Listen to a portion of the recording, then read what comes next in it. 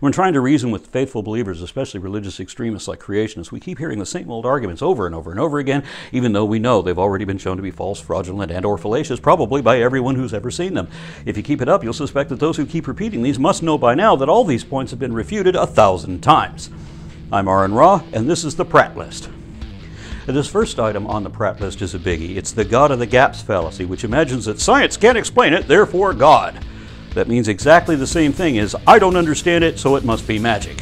And by magic, I mean all the supernatural things traditionally and typically described as magical. Curses, potions, enchantments, incantations, necromancy, golem spells, transformations, exorcism, purification rituals, enchantments, weather control, ghosts, demons, angels, fire-breathing dragons, faith healing, forecasting, water bending, and all the other supernatural manifestations or conjurations such as the Bible repeatedly describes. The reason you can't tell the difference between miracles and genie magic is because there is no difference. They're the same thing.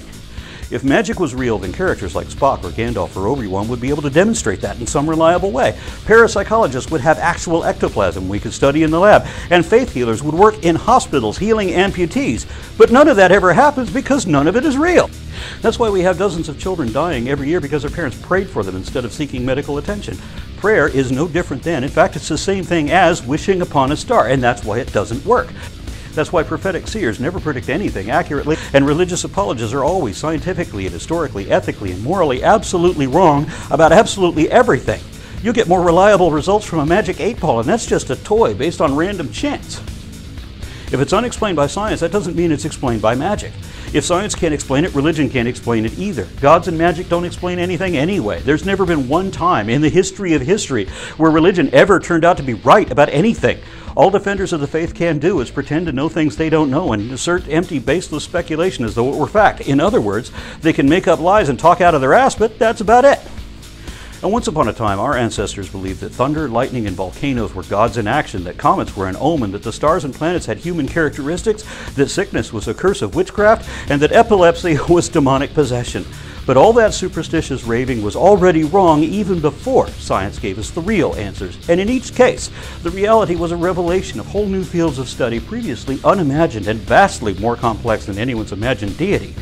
No doubt that pattern will continue, such that if we ever do discover the cause of the Big Bang, or complete explanations for the origin of life, the universe, and everything, they'll each be a wealth of new information with practical application and so advanced as to render our previous belief in gods, ghosts, and magic just as laughably silly as every other field of study has already done.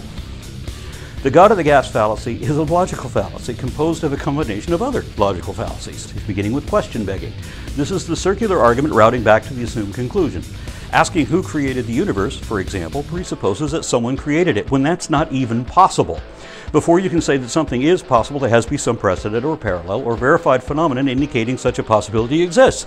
Until you can show such a possibility, there is no possibility and God is not possible.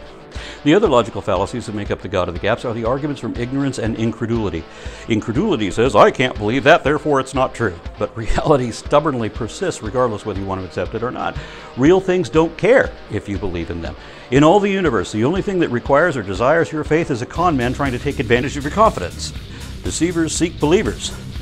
You might think the argument from ignorance would be something like, I never heard of such a thing, so that can't be true.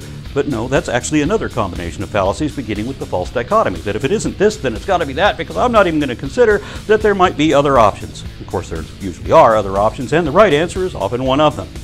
Religion encourages all sorts of unverifiable and immaterial subjective opinions based on ignorant emotions, but never produces anything we can objectively show to be true. Knowledge differs from mere belief in that knowledge is testable with measurable accuracy, allowing ways to show which position is right or wrong or more accurate. So the only things we actually know are the things we can show with science. That's why I say that science doesn't know everything, religion doesn't know anything.